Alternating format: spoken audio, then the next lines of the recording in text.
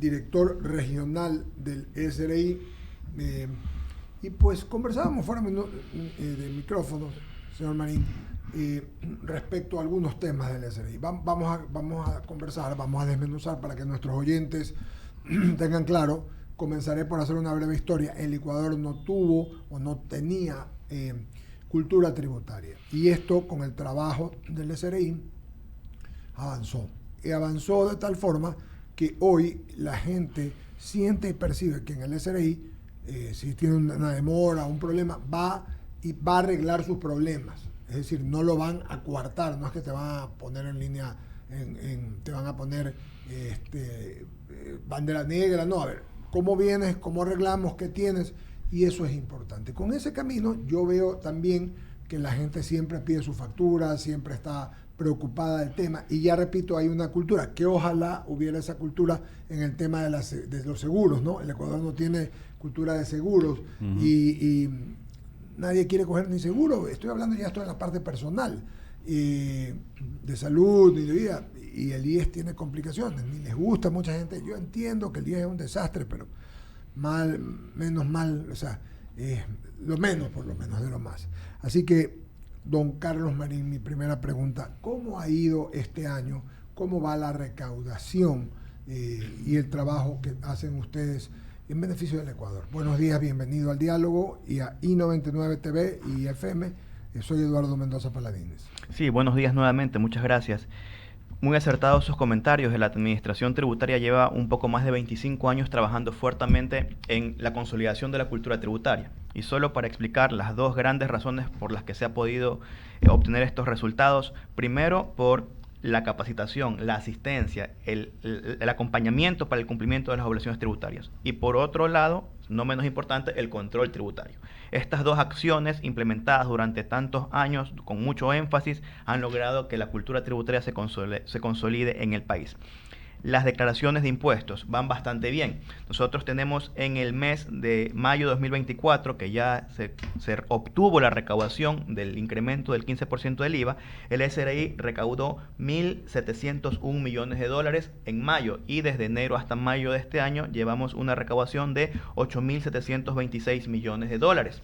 Hablando solamente de mayo y del IVA, también ya tenemos información para el análisis por concepto del IVA interno, porque debemos separar esto. El IVA de importación lo recauda la aduana. Recordemos que el IVA estuvo vigente con 15% desde el 1 de abril. Claro. Entonces, en las importaciones, la aduana ya lo estaba recaudando en el momento de la nacionalización, en abril. Sin embargo, todas las ventas de abril locales, el SRI las recauda al mes siguiente, en mayo. Entonces, en el mes de mayo nosotros ya tenemos las primeras estadísticas sobre esto. Tenemos una recaudación en mayo de 617 millones de dólares, lo cual representa una variación del 22% respecto al mismo mes del año anterior. O sea, en mayor. Por supuesto, tenemos un incremento del 22%, que ya es lo que con se el esperaba. IVA, ¿no? Ya con el IVA en 15, ¿no? Este es la recaudación del IVA. Del IVA. Del IVA solamente. Comparando el mes fiscal de abril, que se recauda en mayo, tenemos un aumento del 22% respecto al mes de abril del año anterior, producto pues de este aumento del IVA. Y recordemos que este aumento de los 3 puntos porcentuales va a ser temporal y producto del conflicto interno armado, que el señor presidente ha tomado el problema tratando de solucionarlo con decisiones fuertes, con decisiones profundas, para que el Estado ecuatoriano pueda defenderse de los grupos delincuenciales. Entonces tenemos buenas noticias, porque esta recaudación tributaria ayuda para que el Estado cuente con los recursos necesarios para que pueda, por un lado, luchar contra la delincuencia, y por otro lado, tratar de equilibrar las finanzas públicas, que recordemos que Ecuador tiene un problema con las finanzas públicas que ha sido arrastrado desde algún tiempo por múltiples situaciones.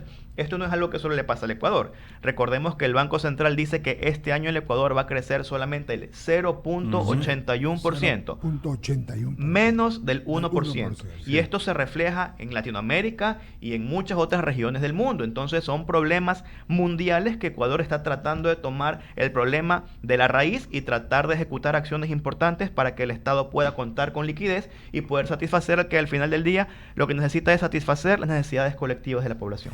Le cuento que la verdad me sorprende, porque con todos los que he hablado, inclusive anoche Mauricio Pozo, el otro día Alberto Dajic, todos los amigos con los que entrevistamos y colegas, dicen que fueron 4 meses realmente a los Cepeda, así horrorosos, complicados. Dígalo frontalmente, feos. Feos, meses feos, ¿no? Horrorosos. Y fueron, sí, por eso. Que no le gusta esa Y que palabra. fue un complicado día a la madre para los que venden las cosas normalmente a la madre. Pero esto es producto, evidentemente, de toda la situación, pero sin embargo yo veo cómo la gente cumple con sus tributos. Sí. Y eso habla bien de que la gente aprendió, Confía. que confía. Confía. Y que además, Bolito, tiene que hacer lo que tiene que hacer para poder estar en paz, que le tiene que Así pagarle al SRI, al Estado, lo que le tiene que pagar para hacerlo bien, ¿no? Es un tema interesante. Es correcto, y como decía hace un momento, es un trabajo de carpintería durante muchos años para que poco a poco la ciudadanía de nuestro país confíe en que pagar impuestos es correcto y está bien y sirve para que el Estado pueda tener mejores servicios para todos, ¿no? En situaciones complicadas, que todos las sabemos, pero ahí estamos, ¿no? Porque el trabajo del servidor público, el trabajo del presidente, del gobierno nacional, es solucionar los problemas que ya existen y que son graves y tratar de hacerle la vida mejor al ciudadano. Con este tema que usted comentaba también, que me pareció sumamente acertado, cómo las cosas cambian, ¿no? Antes Sí. la administración tributaria era muy dura, Total. pero bueno, eran momentos necesarios Fue cuando el momento en que comenzó. nadie emitía una factura en el país. Ahora es normal que todo el mundo emita facturas. Y rescato lo que dice: cuando alguien tiene un problema, venga al SRI. Y así lo pregonamos ahora.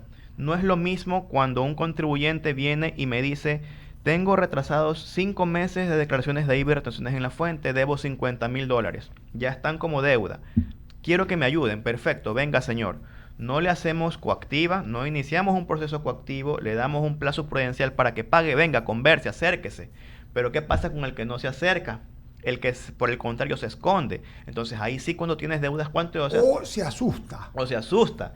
Por Eso hay que es darle la importante. confianza. Claro, por eso hay Eso que es darle la importante. confianza, claro. Uy, no, me escondo. Debo $50,000, me escondo. No, por el contrario, debe $50,000 y no puede pagarlo por problemas de liquidez, Claro. por problemas de su empresa misma, de la operatividad de su empresa. Usted se acerca y nosotros conversamos y tenemos un departamento de cobro que es bastante flexible con esto. Y dentro de lo que cabe, dentro de lo que dice la ley, nosotros damos ciertas facilidades. Ahora, el que no se acerca, pues en cambio viene una acción coactiva, con todas las medidas cautelares que establece la ley. Y ahí sí es más difícil, porque una vez que está una retención de fondos en tus cuentas bancarias, tú tienes que venir y dices: no, es que levántame la retención de fondos. Bueno, ahora sí aplicamos lo que dice la ley. Tienes que garantizar con bienes la deuda para que yo te levante. Entonces todo se pone mucho más engorroso, mucho más complicado.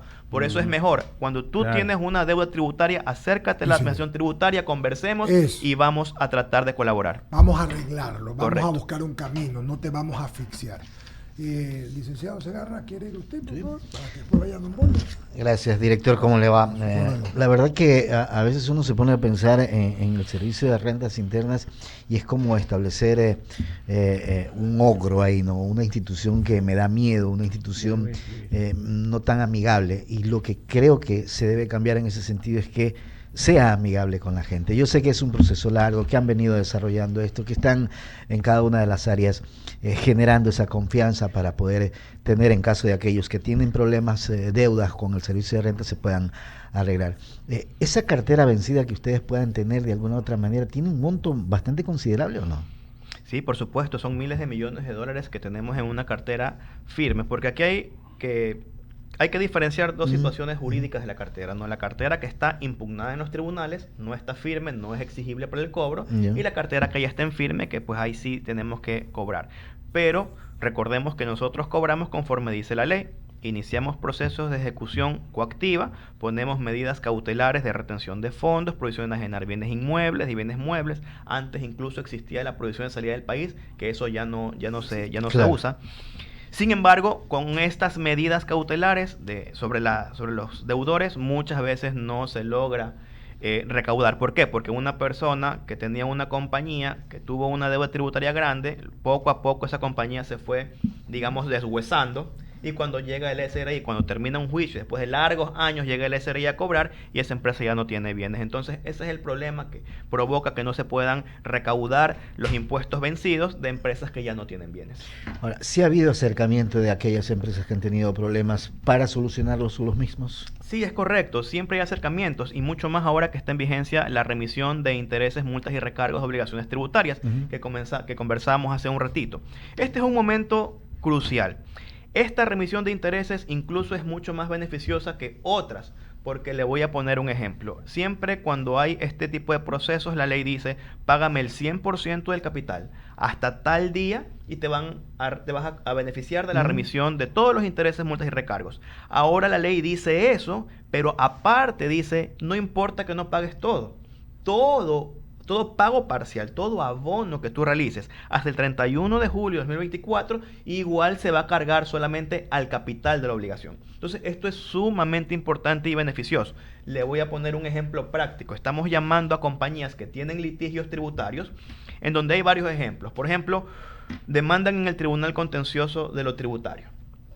Declaran parcialmente con lugar de la demanda, es decir, tú debes $500,000, dice el SRI. Viene el tribunal y le dice, no son 500,000, son 300,000. El contribuyente presenta un recurso de casación en la Corte Nacional de Justicia, el SRI también. Pero ya tenemos una sentencia en instancia donde dice, oye, está bien, no son 500,000, pero son 300,000. Paga. Anteriormente un contribuyente venía en una ley de remisión y decía, aquí tengo los $300,000. ¿Ya? Cójamelos, aplíquenlos al capital. No. Porque esa sentencia no está ejecutoriada. Claro. Para mí, la obligación es de 500,000. Y si me pagas los 500,000, te acoges a remisión. Hoy no es así. La ley te da ese beneficio que en el caso particular, si el contribuyente viene y paga en este momento, hasta el 31 de julio, los 300,000, yo se los dejo guardaditos y cuando termine el juicio, suponiendo que el juez es el tribunal Gane de él, la se Corte queda Nacional, 300. dice, Gana usted, si espere los 200. Si son 300, perfecto, se extingue la deuda. Si no lo paga, tiene que pagar los 300 más los intereses desde la exigibilidad hasta ese día. En el peor de los casos, sí queda en 500,000.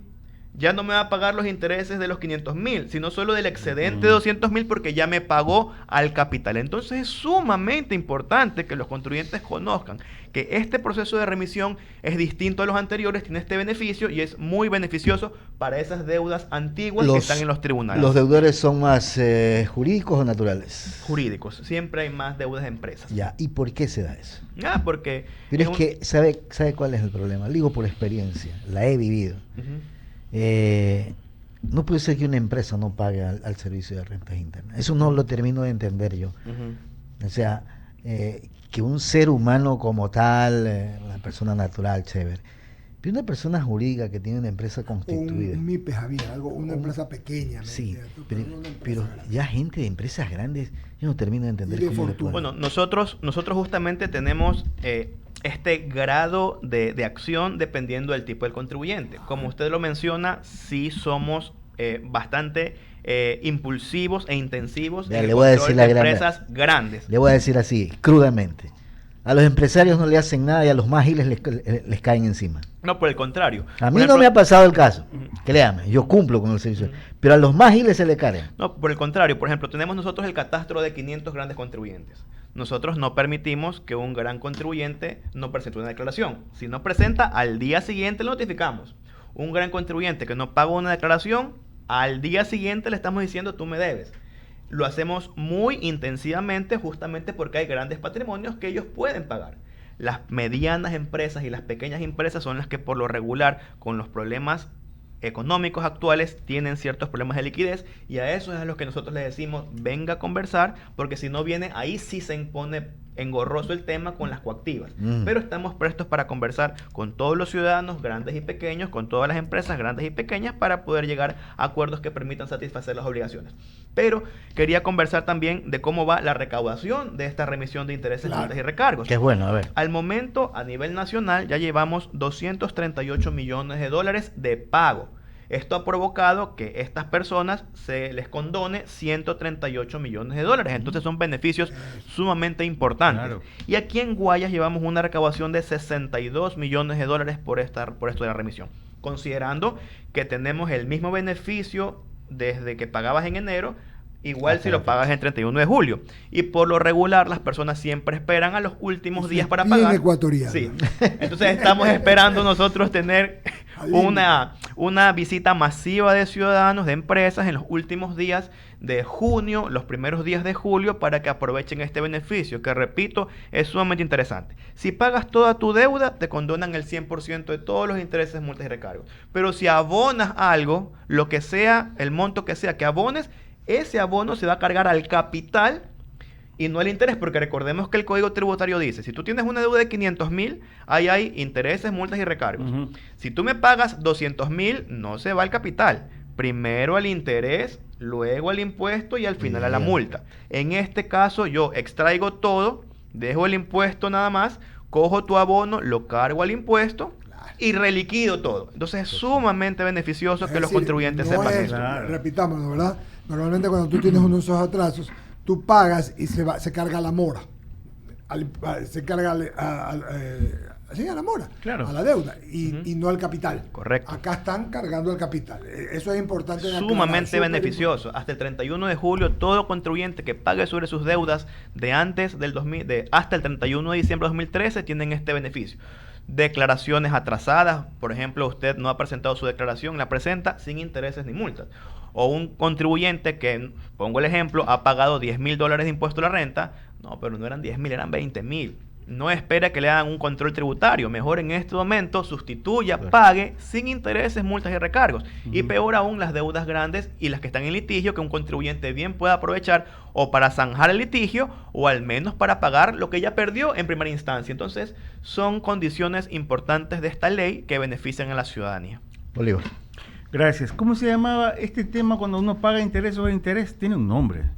Se me había olvidado. En realidad el SRI no cobra No, interés sobre sino interés. la figura, me estaba acordando de esto. Ya la voy a recordar. Ujú. A ver, en el mayo del 2024, los negocios populares, los que están enmarcados en el RIMPE, entiendo que eso no tengo claro. Ellos inician a pagar esos impuestos a partir de mayo o ya vencen en mayo de 2024, porque entiendo que ellos tienen ya una tasa fija que es de $60 y será progresiva a medida que el tiempo pase. ¿Cómo está esto? Sí, esto se debe a una especie de calendarización que hay. Normalmente el impuesto a la renta de las personas naturales se presenta en marzo, de las sociedades en abril. Pero se estableció que para el caso de las personas naturales de negocios populares, este plazo ahora ya no sea marzo, sino en mayo. Entonces, por los ingresos que una persona tuvo durante todo el año 2023, la presentación del impuesto a la renta como negocio popular de RIMPE se presenta en mayo 2024. Entonces, correcto. Es donde tiene que pagar $60 o un poquito más dependiendo de la tabla progresiva. Y estos $60 reemplazan a todo lo que es pagos de IVA y de propio impuesto a la renta, porque recuerden que los negocios populares no presentan declaraciones de IVA. Este RIMPE es un régimen simplificado de pequeños contribuyentes. Sí. Yo me olvido de presentar declaraciones mensuales de IVA, ni semestrales de IVA, sino que solamente presento un formulario una vez al año en mayo del siguiente año, pagando los $60 y me olvido de cualquier tipo de pago tributario. Buenazo. Recordemos que antes había el RICE y en el RICE RICE también, eran pagos mensuales. Sí. Entonces decíamos, sí, lo vamos a simplificar, pero igual uno tiene que acercarse mes a mes. Nos olvidamos de cualquier pago mensual, ahora es una vez al año y con eso tú contribuyes también al Estado ecuatoriano como todos. Ustedes en el mes de febrero de este año publicaron algunos cambios estructurales ahí en el tema del RIMPE. No sé si esto que acaba de decir últimamente es parte de ellos o cuáles son. Bueno, puedo decir básicamente un resumen de las obligaciones tributarias de un contribuyente RIMPE para que la gente sepa. Un nuevo negocio, un negocio popular, una tienda, una papelería, cualquier persona que venda hasta $20,000 en el año, un pequeño emprendimiento. Entonces, para que no tenga esa carga de complicaciones respecto al régimen tributario, tiene que hacer 3 cosas básicamente. Inscribirse en el RUC. Te puedes inscribir en las oficinas o por la página web si tienes firma electrónica. Segundo, obtener comprobantes de venta.